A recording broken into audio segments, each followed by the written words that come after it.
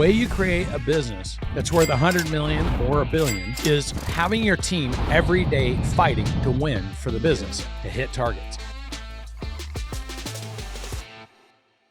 I think the single largest mistake is that business owners wait till 2 weeks after the month to find out how they did in the month, versus tracking it every day and putting pressure in the system to make sure you hit your monthly target. So all of a sudden you realize you got a week and a half left. You're at 800 and you're like, we're not that far away. Right. So you rally the team. Yes. And what happened in March? I was trying to find $6,000. It was the last day. I'm like, where do we get this at? And we're looking, and all the people in the billing department are trying to find something. And we found a couple of things that needed to be billed that they had.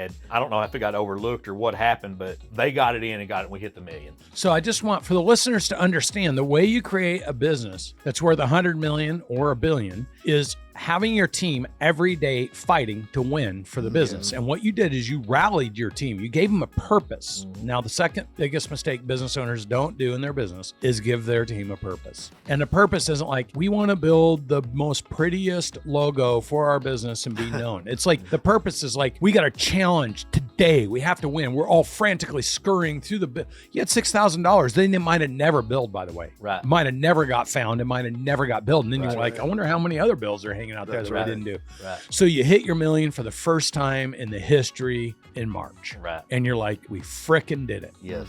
Then what happened? The next month, well, it just rolls around into April and we're like, and wait a minute, let me guess. Your mindset is, we hit $1 million. We know we can do it. Yes. Let's beat it. yes. Can we do it, right? Yeah. So we come off and we take off again, and it's all hands on deck. All of our guys are out. All the trucks are running.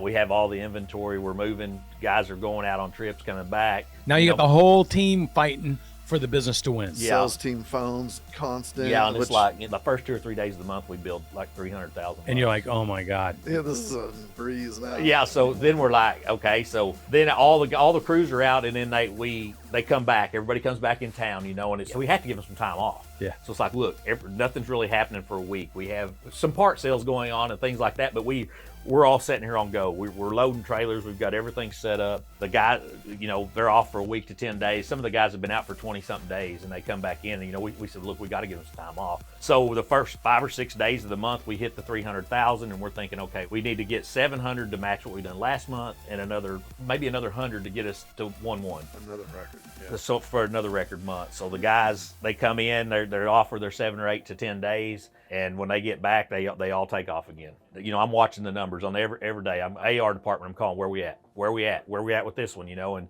I'm getting updates as the day goes on and the weeks go on. We get into there's a week left in the month, and I'm looking at numbers, and we're at 950, and I'm like, dude, we're going to hit it. I think we're going to get $1 million. We keep on going. Everybody's coming in. I mean, and the women in the billing department are like, they're pulling their hair out because they're like, man, we are billing. I don't know how many tickets a day we're billing, but it's crazy. So they come back at the end of the month. We look at the numbers, and they're 114. So 1,140,000. For like, we did it again. And now what you're doing, 2 months in a row, you're teaching your team how to fight to win for the business. Yeah. To hit targets.